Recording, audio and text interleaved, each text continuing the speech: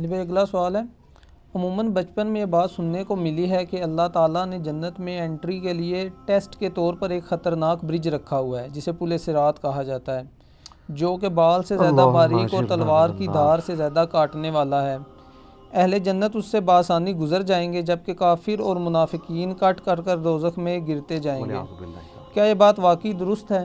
بالکل 100% درست ہے جی۔ اللہم اجرنا من النار، آمین اللہم اجرنا من النار، آمین اللہم اجرنا من النار، آمین۔ اللہم من احییتہ منا فاحیہ علی الاسلام ومن توفیتہ منا فتوفہ علی الایمان۔ اللہم انی اعوذ بک من عذاب جہنم ومن عذاب القبر ومن فتنة المحیا والممات ومن شر فتنة المسیح الدجال، آمین۔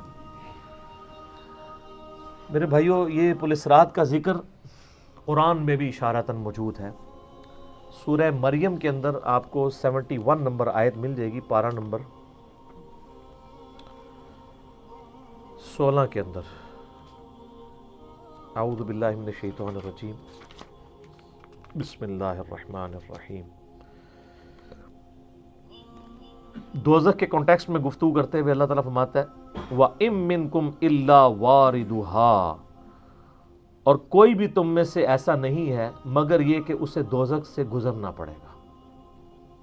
كَانَ عَلَى رَبِّهِ حَتْمًا مَقْضِيًّا، یہ تمہارے رب کی طرف سے تقدیر میں شدنی بات ہے، یہ ڈیسٹنی تمہارے لیے مقرر ہے کہ تم سب کو آگ کے اوپر سے گزرنا پڑے گا، چاہے کوئی جن ہے، انسان ہے، وہ پیغمبر ہے، صحابی ہے، تابعی ہے، نیک ہے، بد ہے، سب کو ایک دفعہ گزرنا پڑے گا۔ پھر کیا ہوگا؟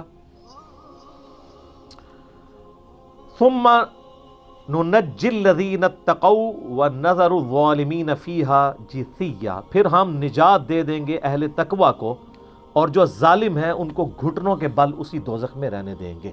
والعیاذ باللہ تعالی۔ اللہم اجرنا من النار، آمین۔ بخاری مسلم میں کئی ایک احادیث ہیں پل صراط کے حوالے سے۔ ایک وہ حدیث جو بخاری اور مسلم دونوں میں موجود ہے، اللہ کے محبوب صلی اللہ علیہ وآلہ وسلم فرماتے ہیں کہ قیامت والے دن اللہ تعالیٰ جہنم کے دونوں سروں پہ ایک پل رکھے گا، یعنی جہنم کو پار کرنے کے لیے ایک بہت بڑا پل رکھے گا۔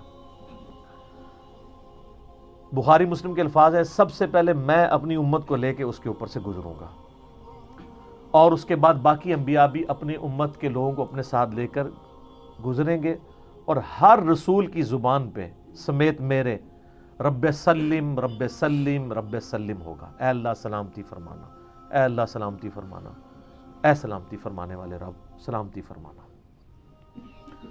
اب نماز کے بعد بھی مسلم شریف میں دعا ہے نا، اللہم انت السلام ومنک السلام تبارک یا ذا الجلال والاکرام، سلامتی۔ اور نبی علیہ السلام فرماتے ہیں یہ کلام بھی صرف انبیاء کر رہے ہوں گے، انبیاء کے علاوہ کسی کو کلام کرنے کی اجازت بھی نہیں ہوگی۔ آپ ویسے کہتے رہیں کہ ہمارے بزرگ جو ہیں وہ پھڈا ڈال کے بیٹھ لیں گے کہ میں اپنے مرید لے کے جانے نے۔ بخاری مسلم کہتی ہے کہ انبیاء کے علاوہ سب کی زبانیں ہوں گی گونگ، سوائے اس کے کہ وہ کہیں گے رب سلم رب سلم رب سلم۔ پھر نبی علیہ السلام فرماتے ہیں کہ بخاری مسلم کے الفاظ ہے کہ جب لوگ پل صراط سے گزر رہے ہوں گے نا، تو پل صراط کے دونوں جانب آنکڑے لگے ہوئے ہوں گے، جس طرح کے کانٹے ہوتے ہیں، اور وہ گزرنے والوں کو زخمی کر رہے ہوں گے، اور اٹھا اٹھا کے مجرمین کو دوزخ میں پھینک رہے ہوں گے۔ جیسے کرین کی آپ سمجھیں کہ وہ آگے کرین سے وہ چیزیں اچک کے پھینکی جاتی ہیں نا، تو نبی علیہ السلام فرماتے ہیں اس طرح وہ اچک کر جہنمیوں کو اس پل سے گزرتے ہوئے اچک کر پھینک رہے ہوں گے جہنم میں۔ اور نبی علیہ السلام نے یہ بھی فرمایا، بخاری مسلم کے الفاظ ہیں کہ ہر شخص اپنے اعمال کے مطابق گزر رہا ہوگا، کوئی سورین کے بل گھسٹتا ہوا جا رہا ہوگا، استغفر اللہ تو بولے، آپ سر اس منظر کو امیجن بھی نہیں کر سکتے۔ یہاں تو کہتے ہیں لوگ جو کچھ بھی ہیں تیرے محبوب کی امت سے ہیں، تو وہ امت کون سی ہے جو گزر رہی ہوگی؟ وہ آپ ہی لوگ ہی ہیں، ہم لوگ ہی ہیں۔ اللہ تعالیٰ سلامتی کے ساتھ ہمیں گزار دیں، آمین۔ آپ علیہ السلام فرمایا کہ بعض لوگ جو ہیں وہ یعنی تیز رفتاری سے گزر رہے ہوں گے، بعض گھسٹ کے، اپنے اعمال کے مطابق گزر رہے ہوں گے، اور پھر لوگ کٹ کٹ کے دوزخ میں گر رہے ہوں گے۔ بخاری مسلم کے الفاظ ہیں، اس پل سے کٹ کٹ کے دوزخ میں گر رہے ہوں گے، پھر وہ دوزخ میں رہیں گے یہاں تک کہ اللہ تعالیٰ ان کے لیے کوئی فیصلہ فرما دے۔ وَلِعَوْذُ بِاللَّهِ تعالیٰ، اللہ تعالیٰ کی پناہ۔ اللہم اجرنا من النار، آمین ثم آمین۔ صحیح مسلم میں ایک حدیث ہے، ابو سعید خدری کہتے ہیں کہ ہمیں یہ بات بھی پہنچی ہے کہ وہ پل جو ہے وہ تلوار کی دھار سے زیادہ تیز اور بال سے زیادہ باریک ہوگا۔ یہ الفاظ بالکل صحیح ہیں صحیح مسلم کے اندر۔ تو اس پل سے تو کوئی بندہ مہارت کے ساتھ بھی نہیں گزر سکتا، کوئی چائنی بھی نہیں گزر سکتا۔ وہ جو تو یہ اس کے اوپر سے گزرنا ایک معجزے والا معاملہ ہی ہوگا جس کو اللہ تعالیٰ نجات دے گا۔ اور یہ جو میں نے آیت پڑھی نا سورہ المریم کی آیت نمبر 71، اس کے کانٹیکسٹ میں کتاب التفسیر چیپٹر میں امام ترمذی اسی آیت کو ہیڈنگ بنا کے نا اس کے نیچے ایک حدیث لے کے آئے ہیں۔ یعنی یہ جو میں نے کہا نا قرآن میں پل الصراط کا ذکر ہے، امام ترمذی کا بھی یہی فہم ہے۔ انہوں نے اس آیت کی ہیڈنگ بنا کے جامع ترمذی میں حدیث لی ہے بالکل صحیح سند کے ساتھ پل الصراط کے حوالے سے، کہ نبی صلی اللہ علیہ وآلہ وسلم نے ارشاد فرمایا کہ یہ پل الصراط جہنم پہ رکھا ہوا ایک پل ہے جس پر سے لوگوں کو گزرنا پڑے گا، اور ہر شخص اپنے اعمال کے مطابق گزرے گا۔ بعض لوگ بجلی کسی تیزی سے گزر جائیں گے، جیسے آسمان سے ایسے بجلی کڑک کے نیچے پتہ ہی نہیں لگا ود ان سیکنڈز۔ بعض ہوا کی تیزی سے گزریں گے جو اس سے کم نیک ہوں گے۔ بعض گھوڑ سوار یا اونٹ سوار کسی تیزی سے گزریں گے، بعض بھاگتے ہوئے گزر جائیں گے، اور بعض جو ہیں وہ پیدل چلتے ہوئے، اور بعض سرین کے بل گھسٹتے ہوئے۔ سر اتنا لمبا پل، پتہ نہیں کتنی مسافت ہے، بلکہ بخاری مسلم میں الفاظ ہے، نبی علیہ السلام نے فرمایا کہ اس پل کی لمبائی اللہ ہی بہتر جانتا ہے، مجھے نہیں پتا کتنی ہے۔ ہائے ہائے ہائے ہائے۔ اور بعض ایسے ہوں گے جو کٹ کٹ کے پھر دوزخ میں گر رہے ہوں گے، اور ان کا معاملہ پھر بعد میں اللہ تعالیٰ طے کرے گا کہ ان کے ساتھ کیا کرنا ہے۔ استغفر اللہ۔ جامع ترمذی میں ایک حدیث ہے، حضرت انس بن مالک جو حضور کو 10 سال تک وضو کرواتے رہے، بخاری مسلم میں ہے۔ ترمذی میں الفاظ ہیں، وہ کہتے ہیں یا رسول اللہ قیامت الدین آپ میری شفاعت کریں گے؟ فرمایا میں کروں گا۔ تو یا رسول اللہ مجھے اپنا پتہ بتا دیں، میں آپ کو کہاں تلاش کروں؟ انہوں نے انشور کیتا ہے، آپ نے فرمایا تم پل صراط پہ آ جانا۔ آئے ہائے ہائے، تم مجھے پل صراط پہ دیکھ لینا، میرے امتی گزر رہے ہوں گے، میں ان کے لیے سلامتی کی دعا کر رہا ہوں گا۔ کہا یا رسول اللہ اگر پل صراط پہ نہ پاؤں؟ تو آپ نے فرمایا کہ پھر تم میزان عمل پہ آ جانا، جہاں لوگوں کے نامہ اعمال تولے جا رہے ہوں گے۔ نبی علیہ السلام کا نامہ اعمال نہیں تول رہا ہوگا، آپ کو تو اللہ نے امن دے دیا نا، انا فتحنا لک فتحا مبینا۔ اور بخاری مسلم میں حدیث ہے، حدیث شفاعت کے سارے نبیوں سے لوگ ہوتے ہوتے حضرت عیسیٰ کے پاس جب اینڈ پہ آئیں گے نا تو وہ کہیں گے بس ایک ہی شخص ہے جس کو امن ملا ہوا ہے، تو محمد رسول اللہ کے پاس جاؤ، وہ شفاعت کریں گے۔ تو آپ علیہ السلام اپنی امت کی خاطر ہی یعنی میزان عمل پہ تکلیف کاٹ رہے ہوں گے۔ کہا یا رسول اللہ میزان عمل پہ بھی نہ پاؤں تو کہاں جاؤں؟ فرمایا پھر تم حوض کوثر پہ آ جانا، میں وہاں پہ اپنے امتیوں کو مشروب پلا رہا ہوں گا۔ بخاری مسلم میں درجنوں احادیث ہیں، آسمان کے ستاروں کے برابر اس کے برتن ہیں، اور جو ایک بار پیے گا وہ کبھی پیاسا نہیں ہوگا۔ جنت میں لوگ مشروب لذت کے لیے پئیں گے، پیاس کی وجہ سے نہیں پئیں گے۔ ان کا یا رسول اللہ اگر آپ مجھے پل صراط پہ بھی نہ ملے، میزان عمل پہ بھی نہ ملے، اور آپ صلی اللہ علیہ وآلہ وسلم حوض کوثر پہ بھی مجھے نہ ملے، تو پھر میں آپ کو کہاں تلاش کروں؟ آپ فرمایا تم مجھے تلاش کرنا، میں ان تین میں سے کسی ایک جگہ پہ ہوں گا۔ تو بخاری مسلم میں پھر یہ بھی آتا ہے کہ میرے حوض کوثر پہ کچھ لوگ لائے جائیں گے، میں کہوں گا اصحابی اصحابی، یہ میرے ساتھی ہیں۔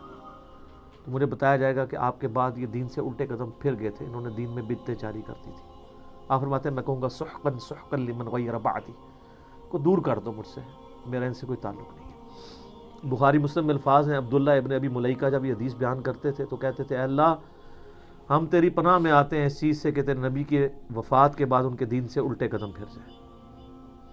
یہ وہی لوگ ہیں جو حضور کی وفات کے بعد مرتد ہو گئے تھے، مسلمہ کذاب کے ساتھ مل گئے، منکرین زکوٰۃ میں شامل ہو گئے، سیدنا ابوبکر کے خلاف کھڑے ہو گئے. اور یہ صرف قانوناً صحابہ کے بارے میں صرف یہ حدیث نہیں ہے، عام امتیوں کے بارے میں الگ سے حدیثیں ہیں بخاری مسلم میں. یہ نہ سمجھیں کہ پچھلے لوگوں کے لیے، قیامت تک کے لیے جن لوگوں نے دین میں بدعتیں جاری کی ان کے لیے حدیثیں ہیں. اس میں امتی کے الفاظ بھی ہیں، وہ بھی بخاری مسلم میں. اور امت کیا کر رہی ہے؟ صحیح مسلم میں حدیث ہے، نبی علیہ السلام ایک دن اتنا روئے اور ساتھ ساتھ آیتیں پڑھ رہے ہیں قرآن کی.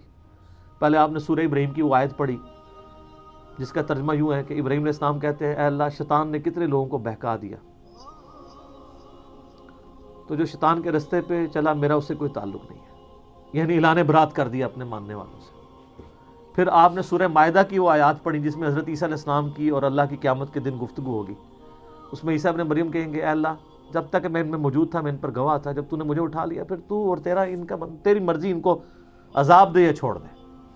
اعلان برات. پھر حضور نے کہا کہ یا اللہ ابراہیم نے بھی اپنی امت سے اعلان برات کر دیا، عیسیٰ نے بھی کر دیا، لیکن میں کہتا ہوں میری امت. صحیح مسلم کے الفاظ ہیں، حضرت جبرائیل علیہ السلام آئے اور کہا کہ اللہ نے مجھے آپ کی طرف بھیجا ہے اور کہا کہ میرے محبوب سے پوچھو کہ اس کو وہ کون سی چیز ہے جو غم زدہ کر رہی ہے. حالانکہ اللہ کو سب کچھ پتا تھا. آپ نے فرمایا میری امت.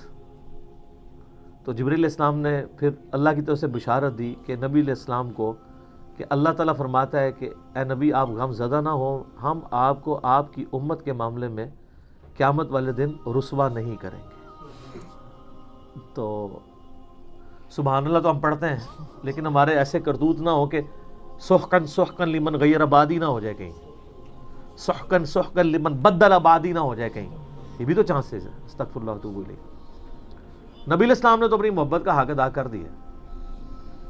اور مسلم شریف میں حدیث ہے قیامت کا دن وہ ہے کہ جب ابراہیم علیہ السلام بھی میری طرف متوجہ ہوں گے. جس دن کوئی بھی اللہ کی بارگاہ میں کلام کرنے والا نہیں ہوگا، میں ابراہیم علیہ السلام کی سفارش بھی میں کروں گا.